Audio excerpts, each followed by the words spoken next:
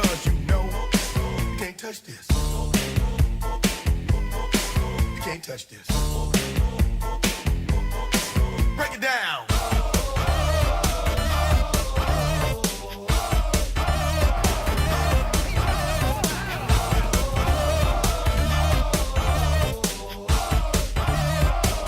Stop. Hammer time. Well, this week's episode of Talking Footy. I'm your host Sean, and with me as always, the man with the hair, the flair, yet so debonair, Dan Richards. That's me. How's it going? Thanks, mate. You all can. Roosters pumped the Panthers this week. They certainly did. Newcastle and Brisbane played to a draw, not the first for this season. And field goal-a-thon, which nobody could do. And just another argument, another nail in the coffin of extra time there. Yep. Manly smashed Parramatta big time. Cronulla won across the ditch. Mm-hmm. Storm versus Raiders, enough said. Not enough said. What a thrashing! Good. Canberra unbeatable at home. Wah, wah, wah, wah. Fuck you. Titans got back in the win column against the Tigers there. Yeah. Cowboys upset the Bunnies up in Townsville. While the Dogs overcame a Julian-inspired Steelers on Monday night. Julian Dugan. All right. Julian Dugan. His poor form. That's how you read a script. Alright. Dude, you fool. But yes, he was on fire. If it wasn't for him, Bulldogs would have smashed him out of the park, but they still ended up with a win. Yeah. But definitely one of the bigger talking points was the boring field goal on a thon in the end. Like, Newcastle's got to get back into that game. Mm-hmm. Nobody was watching because nobody cares. Newcastle wow. Yeah, exactly. Peter Wallace, wonder why he can't find a club. Can't kick a field goal. What happened to Jared Mullen? Why aren't you playing Origin? Can't win a game. And also Wayne Bennett having his... Well, and... Hey, look, listen. Swear to God, Arnold Schwarzenegger said it best when he talking about Wayne Bennett. Check this out. Let off some steam, Bennett. And he most certainly should. Yeah, definitely. Yeah, right on the button there, old buddy. It's a keen observer. But another thing, again, with the field goal-a-thon and the fact that they still walk away with a point each. I was listening to Dan Ganane, the Meister, and he was saying, well, why can't they walk away with a point each after 80 minutes? Yeah. Like, they're just dog-tired. They're everywhere. They're all laying down on the ground after the extra... There's no need for it Nothing. anymore. Yeah. You know? Golden point, it's gone unless you're using it in finals and Origin. Yeah. Even then, play it 10 minutes half each way and then golden point if they can't score. Sure. Didn't have a problem with that before. Yep. Also, it's come out in the press, Mick Potter is under a lot of strain to keep his job, which is ridiculous. Tigers board has got to pull their heads in, give him some time, let him develop his own team, and then see how he goes, alright? Not inheriting someone else's team and not trying to force his way onto blokes like Benji Marshall who wouldn't take his stuff. Let him develop his team, let it happen. Exactly right. I mean, he's starting to see the Tigers sort of coming back a little bit with their young gun wingers and that. Yeah, I mean, Sirinen and Tedesco. And, all the juniors are coming through and they're looking good, but they need time, and to sack the coach after so little time is just a bit of a deuce move, really. Oh yeah, pathetic move. And just imagine they'll be paying Sheens like $8,000 a week. They'll be paying him not as much, and the next coach as well. Throwing money at nothing. Exactly. Put your heads in, guys. That's just stupid. The NRL has come out with, it's pretty much rubber stamped the Nines competition, the Auckland Nines, where all 16 clubs are going to go over. Each team gets minimum $90,000 for just competing. The winner gets $2.2 million. And yet, what has this done? It's ended up having to scrap the All-Stars for 1 year. The Indigenous All-Star game. Yeah, that's a shame. Yeah, well, they claim because the World Cup, is finishing, they don't want the player burnout and all that. But, dollar signs in the eyeballs, I say. Yeah. Gus Gould has come out and said it's rubbish, and I tend to stick with Gus. Have you seen part of the rules saying that each club has to provide at least one of their top 5 paid players in the Nines tournament? Right. So Melbourne can rest Billy Slater, Cameron Smith and Cooper Cronk as long as Ryan Hoffman or... Jason Riles. No, he's not paid that. No, he's not. Gareth Wood's Just gone. Riles. One of them clowns. Ryan Hoffman Yeah. I mean, not Ryan Hoffman, Ryan Hinchcliffe. Hinchcliffe. He'll be one of their top One five of the paid Ryans, players. both of the Ryans in there. One of the H's in the triple H's in the back row. Ryan Hoffman and Harris.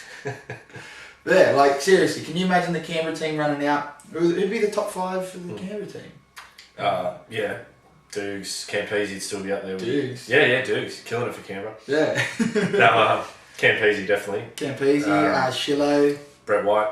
He'd be on a lot of money, He'd be on yeah. a bit of money. I really want to see Brett White playing the nines competition. Something he needs more of is open running. Canberra could easily spend no money in that competition with plenty of talent. So Yeah, exactly. So look, it's an idea. It's good to try and broaden the game over New Zealand. I just hope it doesn't really come to the bit of a fast that the NRL tends to turn it into. Yeah, exactly. And I hope it doesn't detract from what the All Stars game does in this country too. It's a big thing, and as an Indigenous person, I really want to see more of it. So fingers crossed it comes back the year later. Also, Chris, speaking of Indigenous blokes to play in the game, Chris Sandow has been shown that he might be earning 550 grand a year, but he seems to still be in debt. He's been dropped from Wenny as well. So not only has he been dropped to the Wenny Cup side, he's actually been dropped from the Wenny side. Now, I didn't get the memo when Anthony Mundine became the liaison officer for the NRL, because it seems that every time somebody steps off, he's up there going, doesn't he have a career? No. But don't get me wrong, very happy for him to go out and help people. He's doing the great thing by what he's doing to Blake Ferguson, what he's helping out with Chris Sandow and that. But don't we already have the Indigenous officers doing that? Apparently not. They should. Hopefully, good luck to Chris Sandow. Hopefully he sorts his issues out. Yeah. Well, he's a massive gambling problem, and apparently it's been known for a while, just not publicly. Yeah. Hindmarsh had a word in his ear. Word is the reason he took the para contract is because of the amount of money to get himself out of debt. Right. That's just, well. Yeah, let's look, good luck to him. Best of luck. Hopefully you get better soon. But let's get a bit more silly and less serious. Who's Shithouse? More Syrian and less serious. Less silly and more serious. Oh, less silly and more serious. No, the other way around. Who's this guy? Who is this guy? I don't know. Who's this guy? This guy. Yeah. I can't do it. I'll spill But who is Shithouse and who's Shit Hot? Dan, fire away, mate. Well, mate, I have to say that Shithouse will have to go to both of our respective teams because of the drubbing we copped from the top sides. Let's be honest, they are the top in the top four, and they're there for a reason. But Panthers just weren't ever in the game. Canberra were in the game for the first 20 minutes, and then just went, I'm done. What are you talking about? We were 6-0 up after 15 minutes. Were you? You're an idiot. It was 12-6 at half time. No. Panthers never in the game. This guy? Never in the game. Whereas Canberra were. Of course they were. Yeah. Actually, no, they were both probably in the game for about the same amount of time before. No. We're We're in the game for a lot longer than you. I don't know. I know. Anyway, screw Melbourne. So that's a thing. Melbourne is shithouse for me this week. How about you? Who's shithouse for you, mate? Shithouse would have to still be the video refs. Yeah. I can't believe it's still playing it up. Oh, Seriously. You're killing us. Honestly, I'm thinking about we got to check hotspot in the next try. Jesus. And watch out the Ashes tips. Yeah, the Ashes third umpires have been taking a cue out of the NRL video ref book, I think. It's just rubbish. You just come on, guys. The ex-players in the box. How can you really... Luke Patton, I mean, obviously, he wasn't... As a cockeyed bloke, he's probably not the best idea to get someone in there. Sure. But come on, guys. Pull your heads in. Shit hot was going to be the Roosters for their ability to just do everything just that little bit better, because there wasn't much in the Panthers-Roosters game. Just that they took every opportunity and put Panthers to the sword. But I've decided to make my shit hot the Melbourne Storm for getting out of their funk and showing that Canberra are a rabble. Okay. And I forgot my shit hot. The shit hot with the Roosters. Because, Don't say revenge. Don't say revenge. Revenge? I'm out of here. Yeah, I'm out of here. Did you forget something down in the basement? Moving on. Anyway. It's time we think back to a simpler time.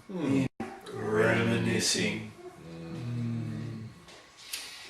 Dan, do you remember the good old daytime grand finals? Oh, yes. Those were the good old days, mate. The Sunday afternoon, sun's still up, everyone's there, you got your family there. And barbecue on. Some of the best grand finals I remember were day grand finals, and Of course. you know what? A lot of the night ones just kind of seem a bit forgettable, except for maybe the Panthers one. That was pretty good. Yeah, like there was a couple other than the fact that the Tigers won, the game itself was a bit forgettable.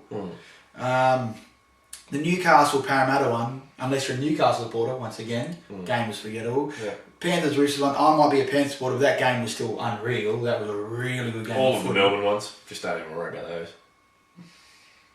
The Brisbane Melbourne one was actually a good game. That wasn't a bad game. I'll give you that. I don't like the Brisbane at all, but it was a pretty good game of footy. Yeah. So yeah, the daytime grand finals, bring them back. Bring them back. Yeah. I reckon you get more bums in seats, I'd say. Oh, well, the games sell out, but I think you'll get More bums in seats. More bums in seats. That's right. 3 more. Less bums in the ARL Commission. Yeah, get him out of there. Dicks. Alright. And speaking of the guys, the Commission, NRL headquarters. Now, this is going to lead into our hot topic. We're talking about the salary cap this week. Well, where do we begin? Number one, for some reason they don't have a marquee player exemption.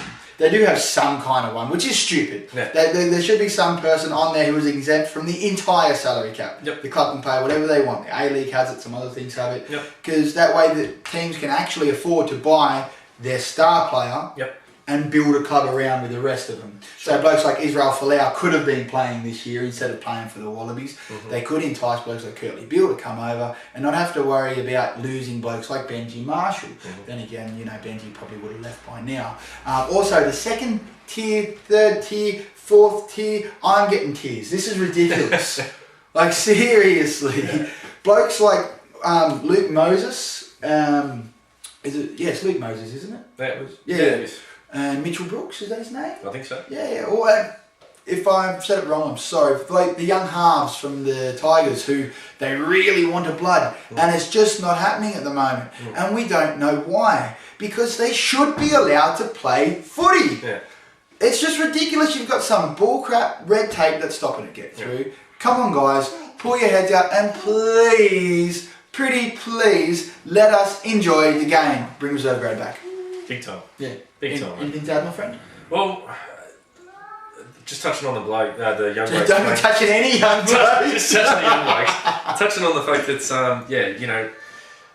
the young blokes don't get their shot at the top tier anymore unless they're on the payroll from the start of the year, sort of thing. Yeah. And injuries. You were saying before, injuries as well. Yeah. The fact that players get injured, you could have your whole team injured. And then what? You can't pay anyone for the rest of the season because they have to play for free because your money's all tied up and blokes sitting on the bench? Yeah, and also the money that because a lot of those blokes that are on the salary cap, they're on this amount of the cap. And then they get match payments. But the more match payments they get up, that eats up the salary cap. So those poor blokes have come in and finally got their chance at first grade, like Matty Moylan, poor bastard. I mean, we were only discussing this the other day about the fact they don't have an injury list. Yep. They're in most professional sports around the world with salary caps. You have an injury list. Yep. If a person is injured and can't come back to play, they're taking out of the salary cap and being able to replace with someone else, whether it be a trade, whether it be bringing up a youngster. Yeah. That's it. How hard is that? Yeah, exactly. Well, obviously, you got to worry about this, right? We're behind the What bar. are we paying this commission for? Yeah. Well, and you see as well, they've gone to organise something else. All these businessmen that are the brains of the game, all this money that they've got, and they're hiring another company to do their work again. What are you even doing your job? Seriously, Todd Greenberg, just fire every one of them and just do it by yourself, because I'm sure you could. Yeah. You, a PA, and the coffee guy. Yeah. That's it. Coffee guy gets paid the most. Not if he doesn't bring my latte. I'm not going on without my Danish. You understand? I'm just not going to do it. Just not going to do it. Classic. Loving it. Alrighty. Tips. Well, I've been on the slide recently. Yeah, no. Last week we were. Oh no. Why? Because you picked Panthers and I picked Canberra. Yeah. My bad. The poorest of form. Yeah. So all those punters out there who finally thought, you know what, they've been right lately, let's put some money down. Yeah, let's throw all of the cash on there. We don't apologise, you should have put money down earlier. Is gambling a problem for you? Call the hotline. Oh, too soon. Yeah, too soon. Too soon. It was like 5 minutes ago. Anyhow, Dan, who you got for us this week, mate? Who have I got this week? Well, I'm not 100% sure who's playing this week because I haven't looked at the draw. How's that for professionalism? $10 secret multi. Ah, yes. Take the $10 mystery bet that they often have at your local bookmaker. Para to win! Para to win. Oh! Actually, no, I do know the Parramatta are playing Tigers at home this weekend. Oh yeah, that's right. So, on a Friday night. On a Friday night. That blockbuster game! Care factor's about to go worse than the temperature. Sub-zero! Even old mate Penga won't get down to that game. No. Neither and I'm actually sitting there going, seriously. Yeah, really? Did I play with these bums? Yeah. He was the Parramatta bum. He was! Boom! Oh, that's good stats. No. Stat tips of the week were... our tip for the week is research your material if you're going to do an internet football show. That's our tip for the week. My tip was actually taking my boys. I'm backing up. Yep. Stuffed up last week. We got it this round. Sikamanu and Adam Docker both broke their hands, and Ivan Cleary came up with the best comment, saying that I thought that since we had Oak as a sponsor that it'd strengthen our bones, but it's not seeming to work yet. That's why we paid the big bucks, Ivan. Alright. Very well. Like so Panthers to win this one 1-12. It's going to be a tight one. Not in there's not going to say it's a 12-10 win, but it's going to be a tight winning margin. That just about wraps it up for this week's episode. That's it for us, guys. Oh yeah. We'd like to thank our sponsors, Josh Services, and for all your security needs, and the eBay seller, Phillips79. All footage you see on this wonderful show. It's a wonderful show. It's thanks to his marvellous library. So go ahead, get some good games. www.talkingfooty.com for all your footballing needs, all of your forum needs, all your tipping needs. Right there, www.talkingfooty.com. And all of your us needs. Oh yeah. They need to be sated. And you get to go on the forums and tease all the Essendon fans. Yeah. What a shame, where's all your points gone? Hang on. What? I don't have them here. What? Chance of playing finals? What? Don't have them here. Wait, got some peptides. You want some of these? You want some? Yeah. I asked for cherry. That's us for another week. Thanks, gentlemen. And ladies, of course. Oh, yeah. Have a good one. And that's the end of that chapter.